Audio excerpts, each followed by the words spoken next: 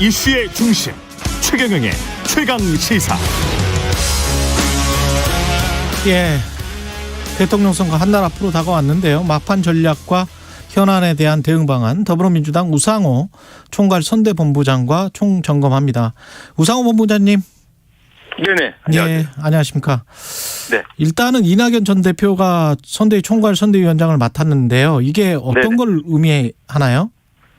그만큼 우리 이재명 후보 선대위가 되게 절박하고 간절하게 어떤 분위기 반전을 이렇게 원한다 이렇게 해석하는 게 맞겠죠. 그래서 사실은 경쟁하는 후보의 총괄선대위원장을 맡아준 것은 처음 있는 일입니다. 그런 측면에서 보면 그만큼 민주당이 지금 절박하게 생각하고 있다 이렇게 보시면 되겠습니다. 이게 처음 있는 일인가요? 역대 선거에서? 어떤 경쟁 상대가 공동선대위원장을 형식적으로 맡아주는 적은 있어도 예. 총괄선대위원장을 맡아주는 사례는 없죠. 예. 이게 어떤 특정층, 가령 호남이랄지 친문이랄지 어떤 그 부동층을 노리는 카드라고 언론에서는 해석하던데 맞습니까? 네, 이낙연 그 총괄선대위원장님께도 그런 말씀을 좀 드렸습니다. 예. 지금 이제 문재인 대통령을 지지하지만 이재명 후보를 지지하지 않는 분들에게는 이낙연 대표님만한 스피커가 없습니다. 이제 이렇게 말씀을 드렸고요. 예. 또 호남에서 일부 아직 마음을 열어주지 않고 계신 분들이 계신데 그분들에게도 이낙연 선배만한 그런 이제 진정성이 있는 스피커가 없습니다. 그래서 그 역할을 좀 해주십시오 이렇게 말씀을 드렸거든요. 그러니까 네. 아무래도 이쪽 층에서는 이낙연 대표님이 총괄선대위원장을 맡아줬다는 그 사실이 상당한 울림이 있을 것이다. 저는 그렇게 기대하고 있습니다. 근데 이재명 후보의 지지율이 문재인 대통령 지지율 물론 뭐 조사 방식이 다르기 때문에 네. 예, 단순 비교할 수는 없습니다만은 이 네. 넘지 못하고 있는 이유는 뭘까요? 40% 41% 사실 41%가 문재인 대통령이 후보 당시에 획득한 득표율이란 말이죠. 그 여러 층을 분석할 때 하나의 이유로만 해석하기가 굉장히 어렵기 때문에요. 예. 그걸 이유가 뭐다 이렇게 제가 말씀을 드리지 않는 이유는 예. 그 이유를 말씀드리면 그 다음에 이런 문자가 와요. 네가 판단을 잘못하고 있다. 내가 그 이유 때문에 반대하는 게 아니야. 뭐 이렇게 해서 그래서 제가 자꾸 이유를 말씀드리지 않는 건 이 이유를 말씀드리면 그 분석이 잘못됐다. 네가 이유를 잘 모르는구나. 이렇게 항의 문자가 와서 제가 일부러 말씀을 잘 안 드리는 거거든요. 이해해 주시기 그렇군요. 바랍니다. 예. 네. 그러면 네. 이제 어떻게 설득하고 호소할지 전략적인 것들이라도 좀 말씀을 해 주십시오. 그것은 이제 이낙연 총괄선대위원장님과 상의해서 그 안을 만들어야 되겠죠. 그래서 우리가 이낙연 총괄선대위원장님 모신 건 그냥 요식행위로 모신 게 아니고요. 실제 구체적인 전략과 큰 방향도 같이 의논을 하기로 했기 때문에 오늘 오시면 아마 그 지침을 주시지 않겠나 이렇게 생각합니다.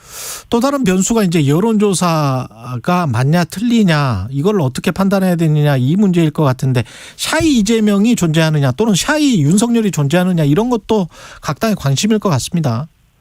현재로서는 샤이가 존재하기보다는 예. 부동층이 존재한다고 보는 게 정확할 것 같아요. 왜냐하면 지금 나오는 그 수십 번의 여론조사의 추이를 보면 예. 실제 이재명 윤석열 후보를 지지하겠다는 분들 이상의 사실 마음을 속이고 거짓 답변을 해야 할 이유가 있는 유권자는 별로 많지 않다고 보여지고요. 예. 소위 말하면 이 부동층 그러니까 민주개혁 진영의 부동층 또 보수 진영의 부동층 진보 진영의 부동층 이 부동층이 아주 많은 선거입니다. 그래서 여론조사에 잡히지 않는 건 이 부동층이 많기 때문에 여론조사가 정확하지 않다 이렇게 보는 거죠. 그렇군요. 지금 운동장을 이제 넓게 쓰겠다는 말씀도 하셨고 김종인, 이상돈, 윤여준 전 장관까지 연이어서 중도 보수 인사라고 할 수 있는 분들을 만나고 있는데 이게 어떤 효과가 있습니까? 아니면 실질적으로 뭘 이뤄낼 수 있을까요?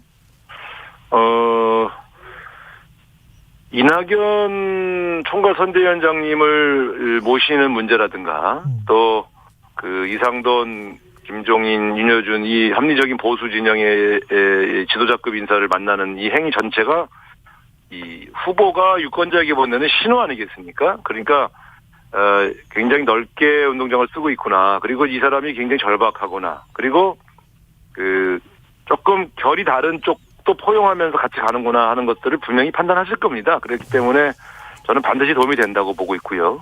또 실제로 만나서 나눈 대화 속에서 꽤 도움되는 조언들을 꽤 많이 들었습니다. 예. 그래서 저는 상당히 효과가 있을 것이다 이렇게 기대하고 있습니다. 이 김혜경 씨 논란이 분명히 악재인 거는 맞죠? 그럼요. 네. 예. 근데 그 대응은 어떻게 보세요? 잘했다고 보십니까? 초기 대응을? 사실은 캠프의 공식적인 이제 내부 전략은 예. 사실관계 중에 일부는 맞고 일부는 틀리더라도 일일이 대응하지 않고 잘못한 자숙 모드로 일관한다 이렇게 정했었거든요. 예. 그런데 개별 인사들 중에서 하나하나 언론의 대응을 하는 과정에서 마치 그게 캠프 전체 입장인 것처럼 비춰진 것. 그것은 굉장히 뼈아프죠. 그래서 캠프가 정했던 큰 전략, 사실관계를 조목조목 반박하는 것이 절대 사과하는 모습이 아니기 때문에 그것은 하지 마라 이렇게 지시했음에도 불구하고 예. 개별 인사들이 개별적 행동을 한 겁니다. 그래서 결과적으로는 우리 전체가 그렇게 대응한 것처럼 비춰져서 매우 참 가슴이 아프죠. 원래는 당분간 이 문제에 대한 국민 판단이 끝날 때까지 겸손한 자숙 모드로 간다 이렇게 했던 그 원칙이 훼손된 것입니다. 근데 우상호 본부장님도 뭐 속으로 봤을 때 뭐 억울한 부분이랄지 사실관계를 지적하고 싶은 부분들이 혹시 있으십니까? 보통 사실관계라고 하는 것은 예. 어떤 것은 사실이고 어떤 것은 조금 과장되거나 왜곡되는 경우가 늘 있지 않습니까? 예. 근데 그것을 억울해하면 일부 사실관계에 대한 반성이 진정성이 없어 보이지 않습니까? 그래서 저는 설사 일부 좀 과장됐거나 억울한 게 있다 하더라도 예. 단 한 가지라도 사실관계가 있으면 부적절한 일이 있으면 그건 반성하는 게 옳다. 사과하고 국민에게 죄송스럽게 생각한다고 고개 숙여야 된다 이렇게 생각합니다. 근데 이 문제의 핵심 그다음에 이미지 같은 경우는 국민들한테 그 소고기인 것 같거든요. 사실은. 예. 구체적인 사실관계는 예. 제가 말씀드리지 않는 것이 우리 캠프의 공식 입장이라고 말씀드렸습니다. 네. 그래요. 알겠습니다. 그 단일화 이야기가 계속 나오고 있어서 이것도 이제 대선판의 가장 큰 변수라고 이야기를 하는데 야권의 일단 단일화 문제는 어떻게 진행되고 있다고 보십니까? 이준석 대표의 발언을 이렇게 보면 단일화는 사실상 불가능하다. 그러니까 여론조사 방식의 단일화는 불가능하고 예. 안철수 후보가 스스로 후보 등록을 하지 않은 상태에서 윤석열 후보 지지 선언을 하는 경우만 가능하다. 이렇게 이야기하고 있지 않습니까? 예. 그렇다면 안철수 후보가 자존심이 없는 분도 아니고 또 당이 다른 후보이기 때문에 윤석열 후보와 안철수 후보의 단일화는 불가능하다. 이렇게 보고 있습니다. 그렇군요. 근데 민주당도 공동정부에 관해서 이야기가 좀 나오고 있는 것 같고 안철수나 김동연과의 어떤 공동정부 이런 거를 지금 생각하는 그런 기조입니까? 어떻습니까? 뭐 솔직히 말씀드리면 열려 있는 거죠. 열려 있습니까? 그러나 구체적으로 뭔가 이 어떤 세부적인 무슨 문밀 협상이 진행되고 있어서 곧 가시화될 것이다 이렇게 말씀드리기는 어렵습니다. 곧 가셔야 될 것이다. 그렇게 말하기는 아니 그렇게 말하기 어렵죠. 네. 그렇게 말하기는 힘들다. 그렇습니다. 네. 그래서 강백원 최고위원이 어제 우리 프로에 나와서도 뭐 정책적 연합이 이루어지는 게 나을 것 같다. 자리 중심이 아니고 뭐 이런 이야기를 했는데요. 이게 좀 막연하게 들리기는 하더라고요. 정책적 연합이라는 게. 그러니까 이런 거죠. 제가 와서 파악해 본 한 그 개별의 지도부 의원이나 개별 의원들의 구상들은 있을 수 있겠지만 예. 실제 상대방이 있는 문제 아니겠습니까? 그래서 구체적인 물밑 교섭이 상당히 진전돼 있다거나 이런 상황은 아닌 것 같습니다.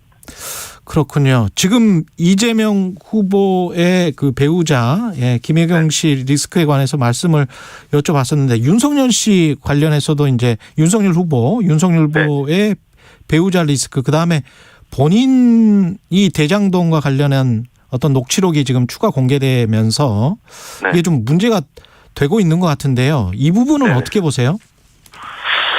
그러니까 지금 이제 후반으로 지금 선거가 치달은 가운데에 오히려 대장동 문제 같은 경우는 처음에 이제 이재명 후보에게 불리한 이슈 아니냐 이렇게 예측했었는데 예.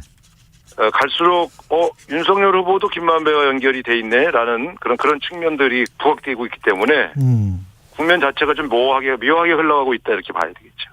근데 이걸 이제 민주당이 계속 문제 제기를 할 분위기처럼 어제 뉴스나 보도들을 네. 보면 그렇거든요. 어떻습니까? 앞으로 이게 혹시 그래도 네거티브 쪽으로 넘어가게 되면 또 이게 표에 도움이 되지 않는다 이런 지적도 있고요. 제가 여기 와서요. 예. 그런 지시를 했습니다만 사실관계가 확인되지 않은 의혹 제기는 하지 마라. 한 건이라도 근거가 나오면 그 근거를 가지고 검증하는 거는 가능하지만 예. 이 사실관계가 1%도 확인되지 않았는데 그냥 논리적으로 좀 이상하다 싶어서 뒤집어 씌우는 네거티브는 하지 마라 이렇게 지시를 해놨거든요. 그래서 예. 그러나 지금 나오는 것들은 당사자들의 녹취록이 공개되고 있기 때문에 그 녹취록에 근거해서 윤석열 후보와 김만배 씨와의 관계를 계속 추궁하고 있는데 문제는 윤석열 후보 측에서 이 문제에 대해서 그냥 가볍게 회피하면서 지금 도망다니고 있는 그런 상황이죠. 앞으로 이 문제는 근거가 제시된 것을 가지고 질문하고 해명을 요구하는 활동은 계속 할 그런 계획입니다. 그러면 2월 11일 토론에서도 이 문제가 좀 논의가 되겠네요. 토론에서 어떤 주제를 다룰 것인가. 예. 그 문제는 지금 아직 최종적으로 결정된 것은 없습니다. 지금 특검 가지고 서로 받아라라고 이제 설전 중이지 않습니까? 근데 대선 전에 수사가 마무리될 것 같지는 도저히 않거든요, 현실적으로는. 네네네. 그럼 대선 이후에는 어떻게 누가 되든지 이거는 좀 문제가 계속 될 것 같거든요, 대장동은. 누가 진법인지는 모르겠지만. 특검이라는 것은 예. 어차피 이제 양당 원내대표 간의 그 합의를 통해서 진행될 수밖에 없지 않겠습니까? 예. 그러니까 지금은 특검이라는 문제를 서로 자신은 자신 관련이 없고 상대방이 관련되어 있다는 주장을 하기 위한 도구로 활용되는 측면들이 있죠, 솔직히. 예. 사실 대선 전에 특검을 할 수 없지 않습니까? 그렇죠. 그렇기 때문에 예. 결국 대선 후 특검 문제인데 대선이 끝난 다음에는 그것은 이제 여야 원내대표가 어떤 판단을 할지를 지켜봐야 되겠죠. 지금 저 선거 캐치프레이즈를 유능한 대통령 후보 이렇게 바꾸셨죠? 전체 캐치프레이즈를 바꾼 것은 아니고요. 예. 공보물과 포스터에 들어가는 캐치프레이즈에 그렇게 써놨습니다. 네. 어떤 의미가 있을까요? 보다 분명하게 이재명 후보가 가지고 있는 장점이 무엇인가를 보다 직설적으로 표현을 한 것입니다. 그러니까 예. 유능하고 위기에 강한 또 경제 문제를 해결할 수 있는 대통령 후보는 이재명이다. 이렇게 우리가 부각시키기 위한 전략입니다. 앞으로 5년에서 왜 이재명이 돼야 된다 간단하게 좀 말씀을 해 주시고 끝맺겠습니다. 예. 잘 아시는 것처럼 지금 코로나 등 경제 위기가 상당히 심각한 문제 아니겠습니까? 네. 결국은 다음 대통령 후보는 이 문제를 가장 잘 해결할 인물이 누구인가? 선택의 기준이라고 저희는 생각하고요. 예. 그렇다면 그 기준으로 보면 검사 생활만 하셨던 윤석열 후보보다는 이재명 후보가 훨씬 더 이 위기를 돌파할 적임자다. 이렇게 저희는 주장을 하는 것입니다. 알겠습니다. 더불어민주당 우상호 총괄 선대본부장님이었습니다. 고맙습니다. 네, 감사합니다. 네. 오늘 하루 이슈의 중심